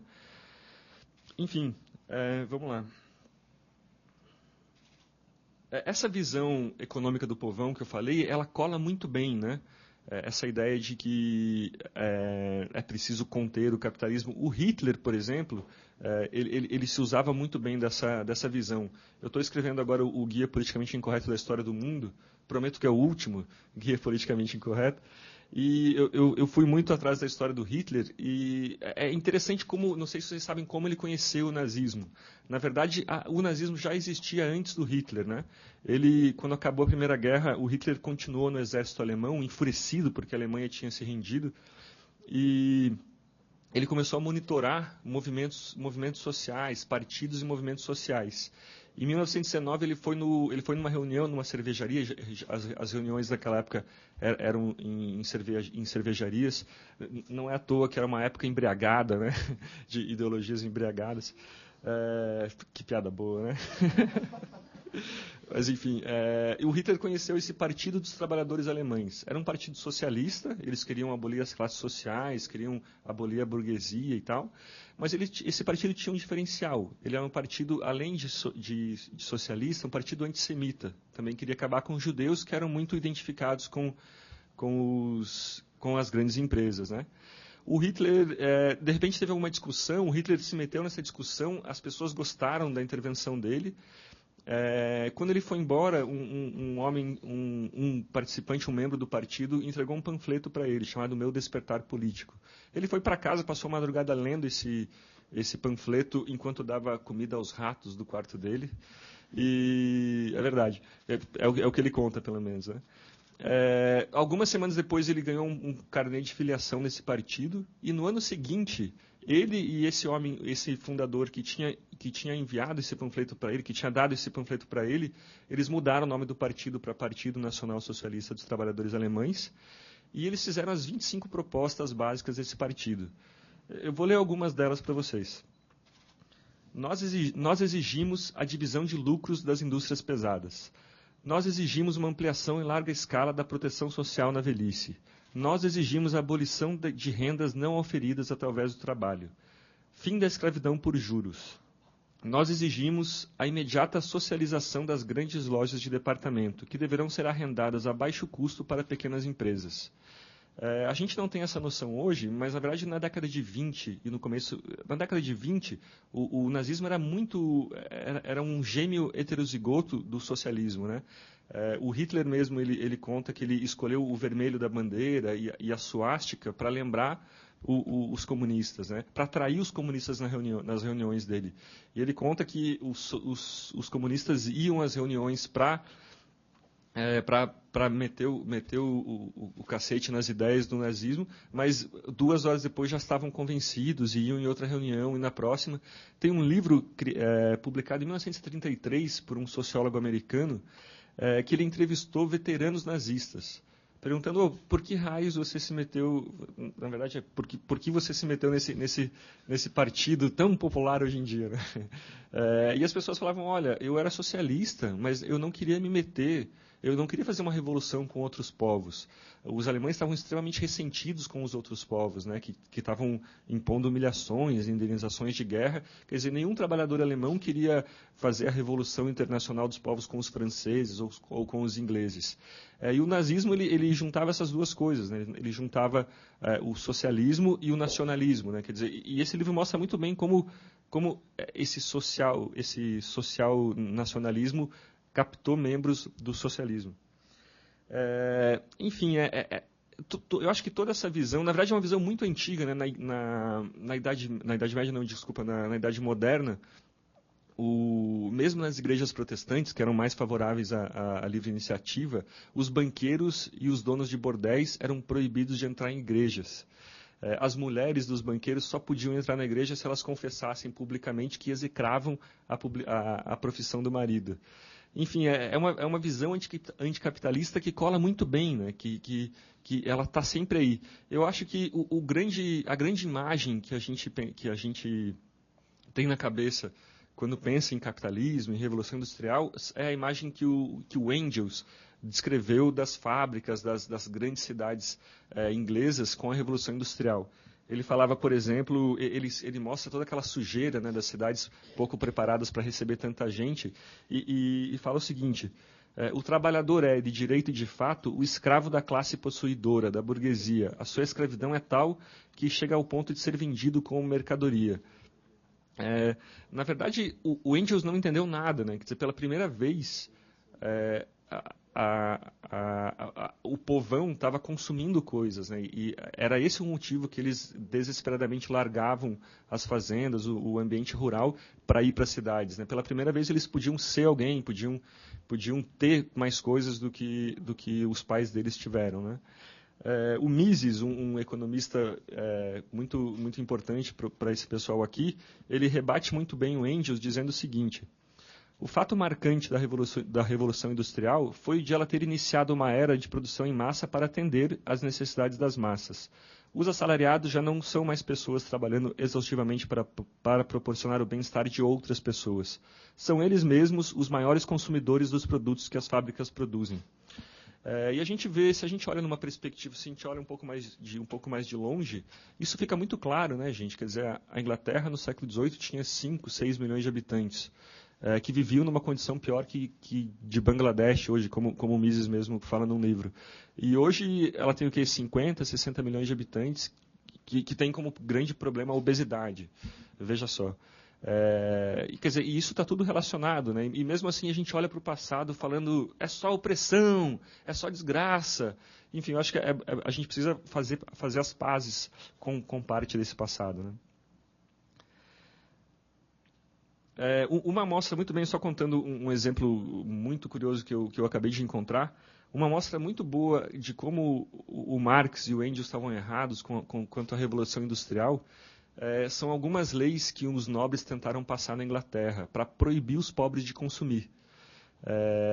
Quer dizer, até a Revolução Industrial, eu conseguia ver pela roupa de uma pessoa de que classe ela era, né? Se ela era um nobre ou se ela era um camponês, se era um servo. Essa distinção começou a minar, começou a acabar ali. Hoje eu não consigo, olhando aqui, eu não consigo saber quem é dono de uma grande empresa de São Paulo, quem é filho do dono de uma grande empresa, ou quem é de classe média baixa, que está na faculdade por ProUni, sei lá. Isso é inédito, isso é outra coisa inédita na história do mundo, né? E é engraçado, tem um trecho excelente, um trecho muito curioso de um nobre do século XVIII dizendo que a Revolução Industrial estava causando uma confusão nos degraus e classes criadas por Deus, quando um homem de classe inferior não consegue ser inteiramente diferenciado de um nobre. Quer dizer, isso é o contrário do que a gente imagina do capitalismo, né? Quer dizer, os nobres muito brabos, né, com essa explosão de consumo dos pobres, né? Bom,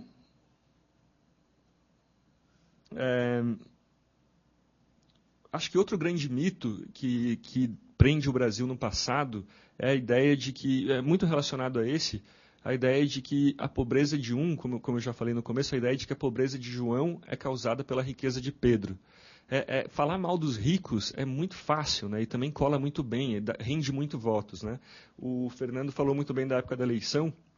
Quando os planos do Sarney não davam certo, ele falava que era culpa dos donos de supermercado que estão reajustando os preços. Todo mundo acreditava nisso, né? O Collor fazia a mesma coisa. O plano Collor, vocês sabem que foi um crime absurdo, né? 50 pessoas, pelo menos 50 pessoas se mataram no Brasil porque viram que de repente só tinham 50 mil cruzeiros. Só tinham 50 mil cruzeiros no banco. Teve gente que jogou o carro contra edifícios públicos e tal. E é muito interessante que depois do congelamento da poupança, tem um livro muito bom sobre isso, né, o Saga Brasileira, que conta muito bem esses casos. E a primeira compra que foi feita na segunda-feira, logo depois do congelamento da poupança, a primeira compra que foi feita no Shopping Eldorado foi às 4h30 da tarde. Quer dizer, as lojas abriram às 9, 10, às 11 ninguém comprou. Não tinha cartão, né, gente? A gente não tinha dinheiro de plástico como tem hoje em dia, só tinha moeda. E a primeira mulher que foi comprar um tênis para a filha dela correr na academia, ela ficou assustada porque entrevistaram. Ela falou: "Nossa, a senhora está fazendo uma compra? Mas que interessante!" Enfim, alguns meses depois o plano Collor não estava mais dando certo. E o que o Collor fez? Ele pegou a Polícia Federal para prender donos de bancos, e gerentes de bancos e donos de mercados, porque eles eram culpados pelos preços. Houve pesquisas da época perguntando para as pessoas o que elas achavam da prisão dos donos de mercados. 82% dos brasileiros concordavam com o Collor. 82% é um número cabalístico. Muita gente 82% de aprovação, né? O Médici teve 82% de aprovação no governo dele, o Lula também teve essa aprovação. O Fernando Henrique, quando ele esticou demais o real, quando ele prendeu por muito tempo o real ao dólar, né, o real e o dólar ficaram 1 por 1 até 2002, até 99, e de repente o real foi para 3, o dólar foi para R$3 de repente. Perguntaram para o Fernando Henrique: "E aí, de quem é a culpa?" E ele falava: "Fomos vítimas de ataques de especuladores internacionais." Eu fico imaginando a Carminha, né? A Carminha da novela, especulando contra a moeda brasileira. Mas é claro que isso era uma grande pataquada do governo, que já tinha sido avisada, né? O Serra, segundo o Saga Brasileira, o Serra há muito tempo avisava o Fernando Henrique que aquilo ia dar problema e tal. Mas, enfim, de qualquer forma, não foi capaz de reverter essa política, então foi igualmente culpado, né? Mas é engraçado a gente ver, a gente tem muitos bons exemplos disso, de como, na verdade, o que é ruim para os pobres em geral, acaba sendo ruim para os ricos em geral também. 2007 foi o ano que mais milionários surgiram no Brasil. Vocês viram muito bem, era uma euforia no Brasil em 2007, né? Todo mundo com dinheiro e tal, empregadas domésticas ganhando cada vez mais. Quer dizer, foi o ano que a Bolsa de Valores mais subiu desses últimos anos, foi o ano que mais milionários surgiram e foi o ano que o salário médio dos pobres mais subiu também. Quer dizer, nas empregadas domésticas e nos pedreiros, por exemplo, isso ficava claro, né? Um amigo meu, ele trabalha na Associação de Construtoras de São Paulo, e ele falava que estava acontecendo o seguinte: uma construtora chegava na obra da concorrente, perguntava para os operários, vocês têm carteira assinada? Não. Quanto que vocês ganham? A gente ganha um salário mínimo. Ele falava, olha, eu pago o dobro com carteira assinada e com massagem. Agora os pedreiros têm até aquela shiatsu de aeroporto, né? aquela massagem. Quer dizer, exatamente porque tinha muita gente com dinheiro para comprar apartamento caro, o salário dos mais pobres subiu. Ou seja, o que é bom para os ricos em geral, também é bom para os pobres em geral, né? Mas aí eu entro no meu terceiro mito, que é uma ressalva a esse segundo, na verdade, que é a ideia de que ser a favor do livre mercado, como nós somos aqui, é ser a favor dos ricos. Na verdade, nada ao contrário, nada mais errado que isso. Na verdade, quem mais precisa do governo, do Estado, é um grande empresário estabelecido, né? No livre mercado, você só ganha dinheiro se você vender um produto melhor que o seu concorrente por um preço menor, ou oferecer um serviço. É uma fórmula fácil de ganhar dinheiro, né? Ofereça um serviço que as pessoas consideram melhor por um preço menor, pronto. Mas se eu sou um empresário estabelecido e estou cansado de toda hora ter que inovar, fazer um celular novo com 2 chips, mais barato. Esses dias eu vi um amigo meu comprar um celular de R$39 com 2 chips. Falei, como assim? Quer dizer, se eu estou cansado disso, eu posso fazer um lobby em Brasília para que o governo elimine esses concorrentes, né? Para que o governo suba barreiras alfandegárias, para que ele favoreça a minha empresa, crie uma bolsa empresária, né, como está acontecendo ultimamente, me dê um crédito do BNDES para eu queimar o meu prejuízo e tal. Ou seja, enfim, essa é uma grande visão, né? Quer dizer, ser a favor de capitalismo, de livre capitalismo, não é ser a favor dos ricos, né?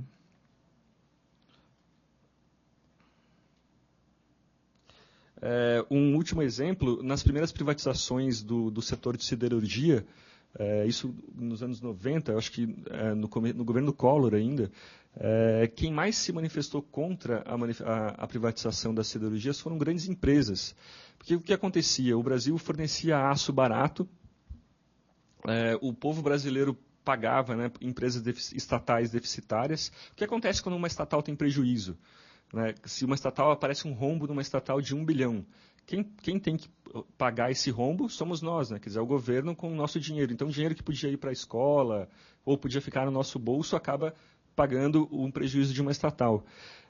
E as estatais eram extremamente deficitárias no fim dos anos, até os anos 90, ainda são algumas, né? E o governo tinha que... os empresários se davam muito bem com isso, porque eles conseguiam aço barato, muito mais barato que a média internacional, com dinheiro do povo, né, a custo dos contribuintes.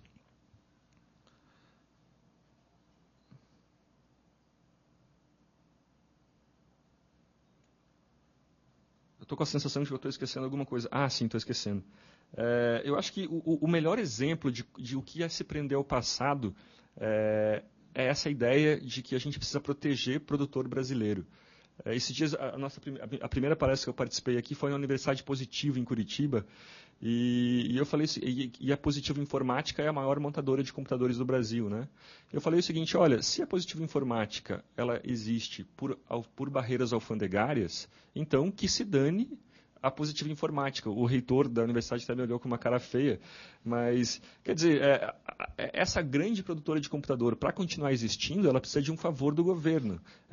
Provavelmente a gente poderia ter iPads, e podia ter tablets e computadores muito mais baratos no país se não fosse essa amizade da grande empresa com o capitalismo de Estado, do capitalismo de Estado com o governo, do capitalismo com o Estado.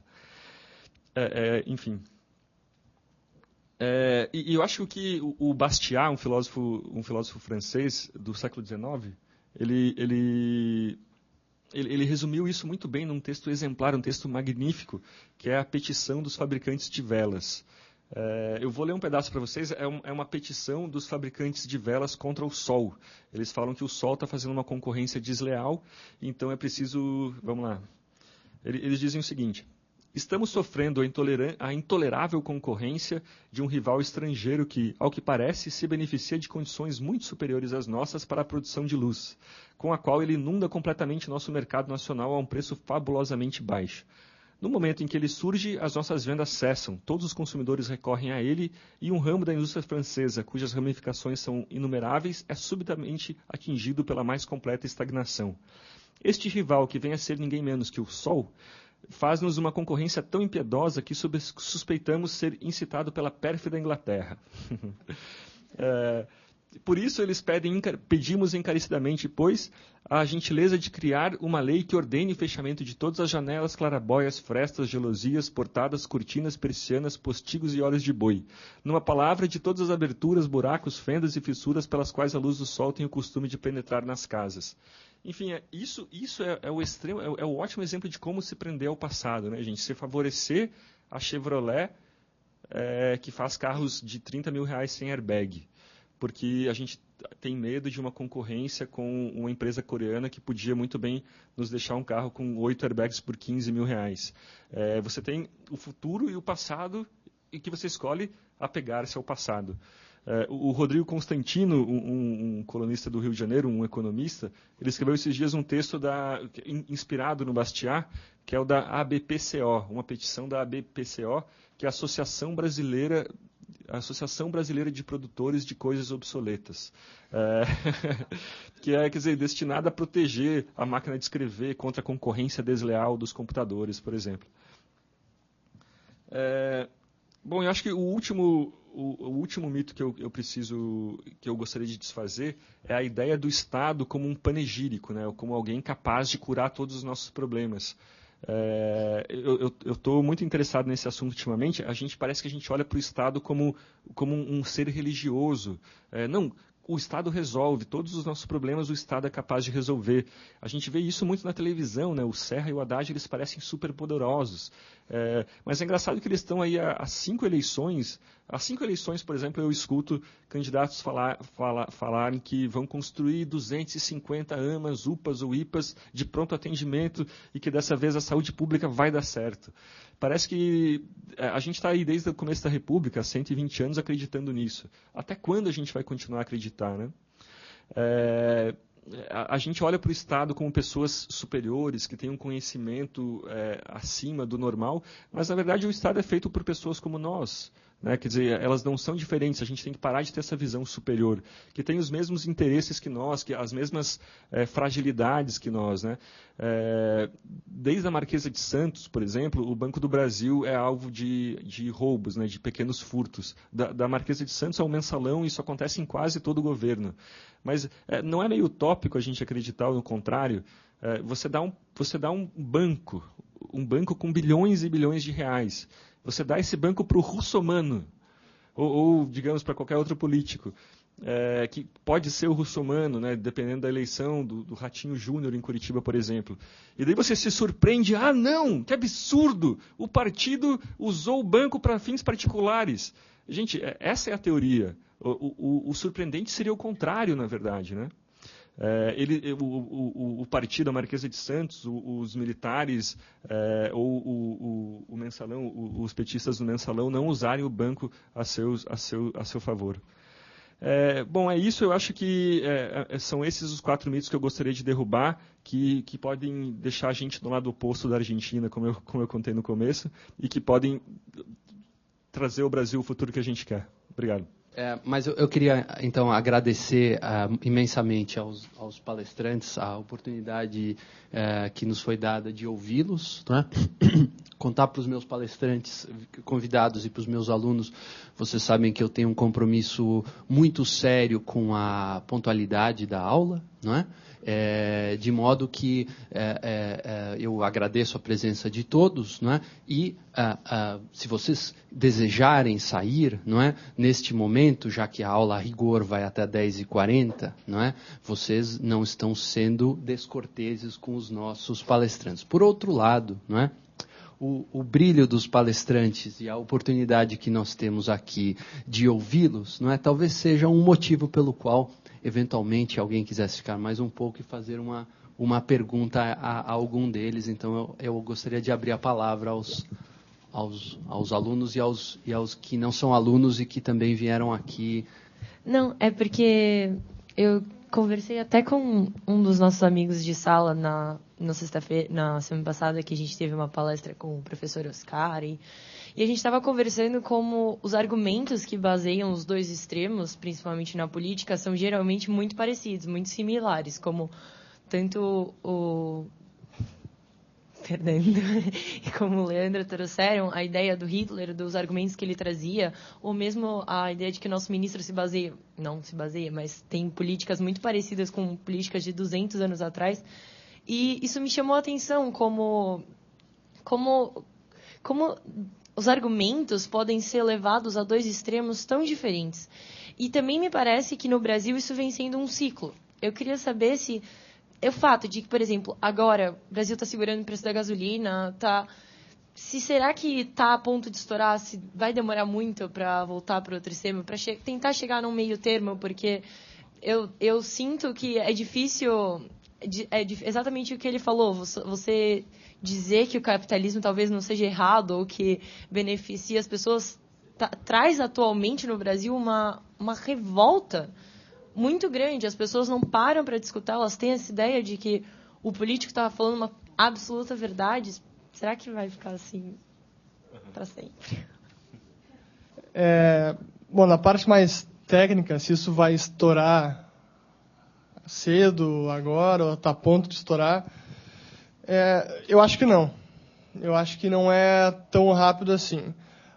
Alguns liberais acham isso bom, porque dá tempo da gente conseguir fazer mudanças, e tem gente que até acha isso ruim, que às vezes é melhor que estoure de uma vez e tenha uma crise rápido para poder ter uma mudança efetiva. E nisso eu concordo, porque eu acho que só tem uma mudança efetiva quando tem uma crise profunda, que foi no caso do Plano Real, que o país chegou num ponto que realmente era insuportável, a população já não aguentava mais. Mas aquilo que culminou na situação de 94 e no Plano Real não foram políticas adotadas 5 anos antes ou 2 anos antes. Isso foi coisa lá atrás. Começou com os bancos estaduais, década de 40, 50, à medida que todos os estados foram criando os seus. Com as empresas estatais também, já na era de Vargas e depois que continuaram, mais empresas estatais. Com o próprio Banco Central, criado em 64, até mesmo ironicamente, pelo liberal Roberto Campos, mas que depois ele se referia como monstro, ele se arrependeu. Mas tudo isso não acontece da noite para o dia, então levam talvez até décadas até chegar a esse momento. Então, o que esse governo está fazendo agora, vai na direção errada. Não acho que isso vai gerar uma crise estrondosa ano que vem ou ano seguinte. Mas talvez em 10 anos, se continuar nessa direção, eu não sei. Pode aí gerar uma crise, mas não vai ser da noite para o dia, só que ela está sendo gerada desde agora, e não vai ser quando estourar. Bom, existe meio que a realidade oferece um certo repertório limitado de ações políticas que as pessoas podem fazer. Mas a natureza humana, perdão, por mais que as concepções sejam diferentes sobre o que é a natureza humana, se ela existe, mas o fato é que o ser humano ele não consegue se alterar a si próprio por muito perdão, ao longo do tempo. Então, por exemplo, a vontade que as pessoas têm de viver e consumir sem produzir, essa é uma vontade que o ser humano sempre teve. Como é que já que eu preciso produzir para depois consumir, será que não tem uma forma de ter um atalho? E tem, né? Se alguém produz e eu consumo o que essa pessoa produz. Pode ser que eu consuma a carne dela com canibalismo, pode ser que eu consuma o trabalho dela com a escravidão, ou pode ser que eu tenha várias outras formas nuanceadas de repetir a mesma coisa. Então, quando existe algum tipo de ódio ao estrangeiro, às vezes é isso. Às vezes é você querer viver às custas de outro povo, de outra nação. Ou quando você cria dívidas, você às vezes quer viver às custas da geração futura. Ou quando você cria privilégios... Perdão. Quando você cria privilégios, você quer viver às custas ou do pagador de impostos com subsídios, ou do consumidor com políticas de proteção. Existem poucas formas que a gente criou até agora de uma pessoa conseguir viver às custas dos outros. Mas é claro que existe algum tipo de inovação nesse setor. Eu acho que parte do setor financeiro tem contribuído para esse tipo de inovação das pessoas conseguir explorar umas às outras. E o outro ponto é que, apesar de extremos se repetirem, não significa necessariamente que o caminho do meio é sempre o melhor, né? Então, você imagina assim, não, mas existem os alemães que odeiam judeus e ciganos, homossexuais, a gente deve ser um pouco mais moderado, odiar só os judeus. Eu acho que simplesmente porque alguém diz que 2 mais 2 é 4, a pessoa diz que 2 mais 2 é 5, você vai falar que, não, então 2 mais 2 é 4,5. Ou seja, nem sempre o caminho do meio é o ideal, né? O importante é a gente, de fato, olhar para o que é verdadeiro, olhar para os fatos da forma que eles são e tentar interpretá-los da melhor forma possível, mesmo que isso possa significar, às vezes, uma resposta mais ou menos radical. É engraçado, em 1822, eu conto isso no primeiro livro, os brasileiros não queriam se separar de Portugal até maio de 1822. A ideia do José Bonifácio e de todos os líderes da época era fazer um Reino Unido, né? Fazer Portugal e Brasil terem a mesma autonomia, com uma pequena arrecadação conjunta para manter somente o reino. Mas Portugal e o Brasil continuaria com o pé na Europa, né? E, de repente, eles mudaram de ideia. Isso porque as cortes portuguesas queriam rebaixar o Brasil à ideia de império, à colônia, né? E anunciaram a demissão de vários funcionários públicos. Essa foi o grande fator de independência do Brasil, né? Quer dizer, milhares de servidores públicos do Império iam perder o emprego no Brasil e, de repente, essas pessoas se tornaram a favor da independência, né? Então, ali foi de maio a setembro de 1822 que a ideia da independência do Brasil foi gerada.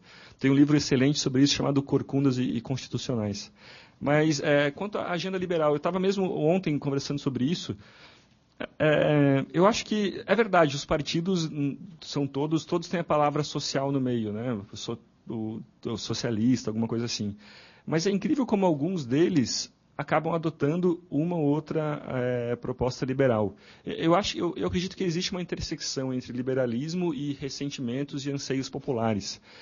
E a melhor forma de mudar isso é fazer com que os adversários políticos concordem com o seu ponto. Isso acontece muito bem com impostos, né? Provavelmente 82% dos brasileiros são a favor da redução de impostos. É engraçado que eles devem ser a favor da redução de impostos e do aumento dos gastos do Estado. É verdade. Mas, pelo menos, essa bandeira... na verdade, essa bandeira da redução de impostos ela é um movimento pensado, né? O pessoal que faz aquelas feiras, as feiras de produtos sem impostos, eles fazem aquilo pensando que aquilo vai passar na televisão. Ou então o dia da liberdade... O dia da liberdade de impostos, que é quando lá por março, mais ou menos, né? Março, abril... Já está em maio. Quer dizer, ele marca até o dia em que você trabalha só para o governo, né? A partir de maio você começa a trabalhar para si próprio, que você parou de pagar impostos. Quer dizer, isso são agendas que vão se misturando, né? E talvez o melhor exemplo disso seja aquela piada muito boa que é contada desde a época da China, da Revolução Capitalista da China, que é o seguinte, o Lula, digamos, a gente pode botar qualquer pessoa aí nessa piada. O Lula, por exemplo, está tá dirigindo, tá de carro em Brasília, o motorista está dirigindo, e de repente eles encontram uma encruzilhada perfeita, a esquerda e a direita. O motorista pergunta para o Lula, e aí, para onde você vai virar? Ele para um pouquinho e responde, bom, dá seta para a esquerda, mas vira à direita. Mais ou menos isso. Tem a ideia acho que era o Churchill que falava que os americanos sempre fazem a coisa certa depois de tentarem todas as alternativas erradas. E às vezes o Brasil acaba às vezes que nunca faz a coisa certa, mas às vezes com certas crises o Brasil se vê forçado a fazer algumas coisas. Quando você não consegue mais arcar com os gastos de manutenção de estradas, opções de concessão ou privatizações começam a ser consideradas. Então, às vezes, a gente tem que esperar que chegar ao fundo do poço para que alguém veja, bom, não tem mais como descer, então vamos ter que subir. Mas, além do problema de oferta que falta, esse discurso que você muito bem apontou, também tem o problema da falta de demanda, né? É preciso que você crie também a demanda que os brasileiros tenham por certas políticas para que os políticos possam oferecer. Os políticos, por mais ideológico ou preocupado que o político seja com qualquer tipo de posicionamento político, existe sempre a preocupação em ser eleito. Sem isso, ele não consegue realizar nada. Então, ele precisa saber também o que oferecer para a população, que tipo de discurso oferecer para a população para que ele consiga popularidade. Então, parte do nosso trabalho aqui, do trabalho que organizações no Brasil têm feito, como o Instituto Mises, é criar esse tipo de demanda nos brasileiros. É criar a vontade dos brasileiros de terem reformas políticas liberais. Que não é um trabalho fácil de se ver, nem de se medir, mas que sem ele talvez não seja possível a gente conseguir ter esse tipo de reforma que a gente anseia. Meu nome é Gilberto, eu sou um pouquinho depois da Idade Média, sou o mais velho aqui, acredito. Nós estamos numa instituição de ensino é educação é pesquisa e desenvolvimento. Eu não acredito, não consigo acreditar, sou contra radicalismo, mas eu sou radical, que qualquer país desenvolva sem investir na educação. A Coreia investiu muito, depois da guerra, na educação fundamental.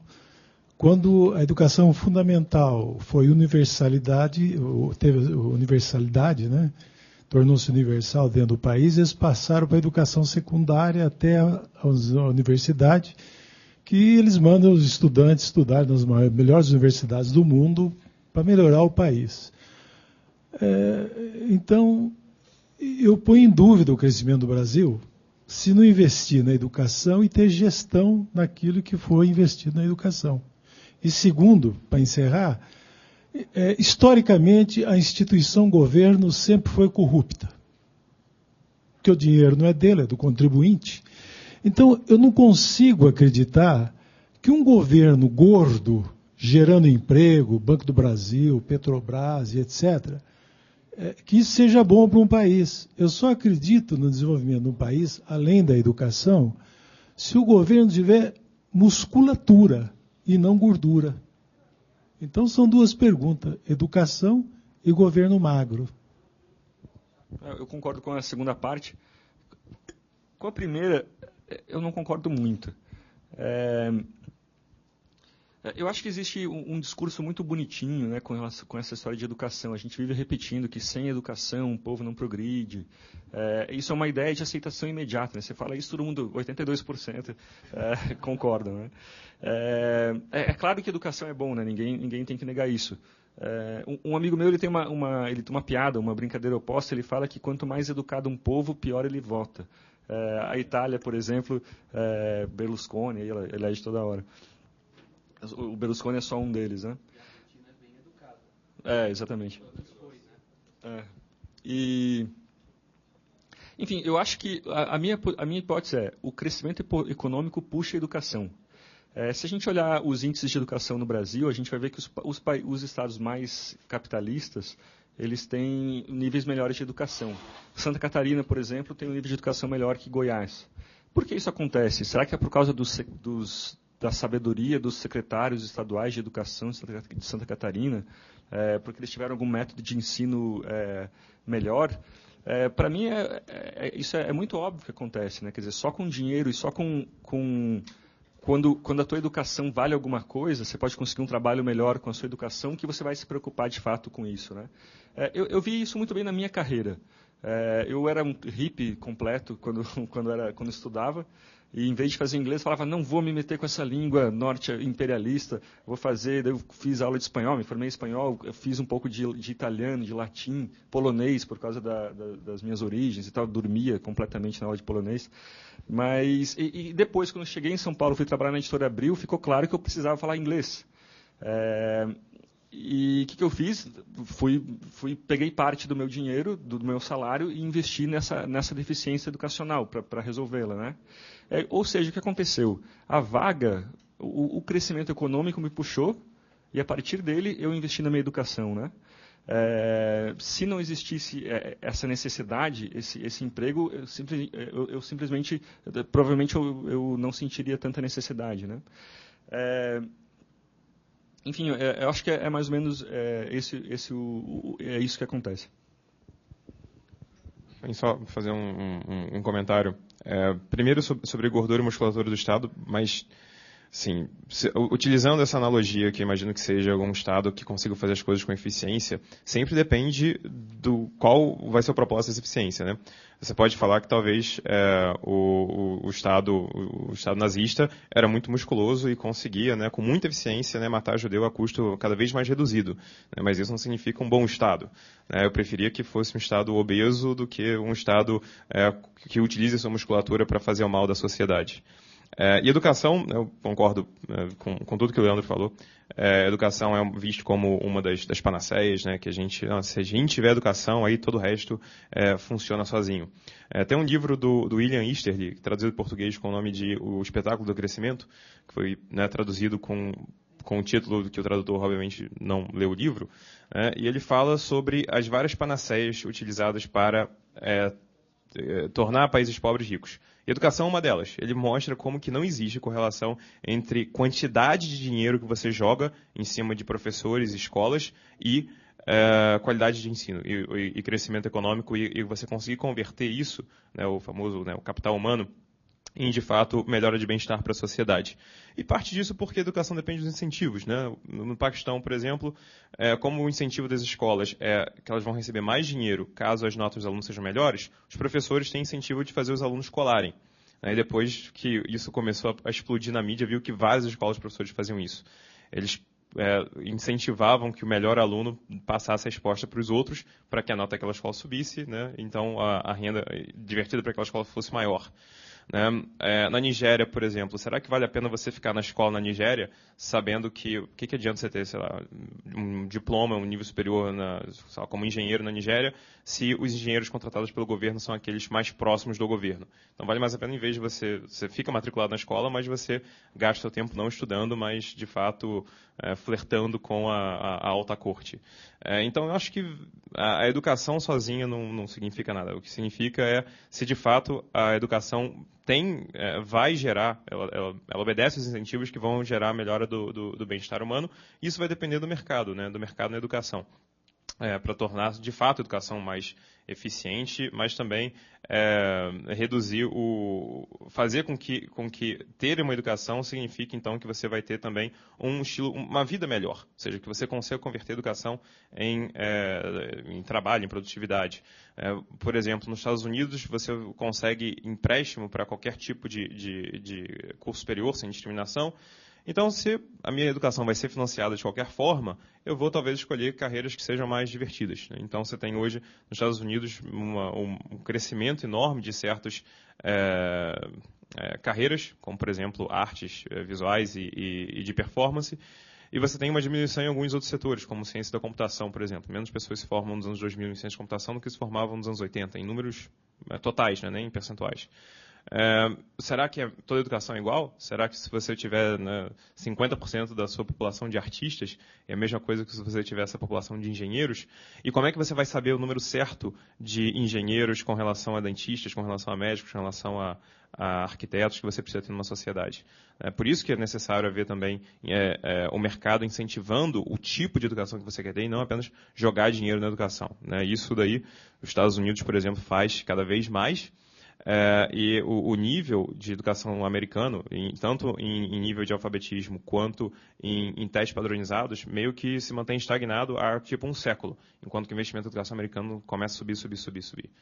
Ou seja, existe às vezes um excesso de investimento em educação, talvez na maior parte dos países desenvolvidos, e isso é um desses cultos ao cargo que a gente não precisa copiar.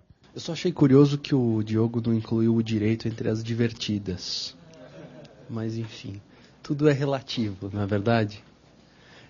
Bom, então, eu gostaria mais uma vez de agradecer aos nossos palestrantes, àqueles também que tiveram a estamina e a força para aguentar não, enfim, mas para estar aqui até o fim, não é?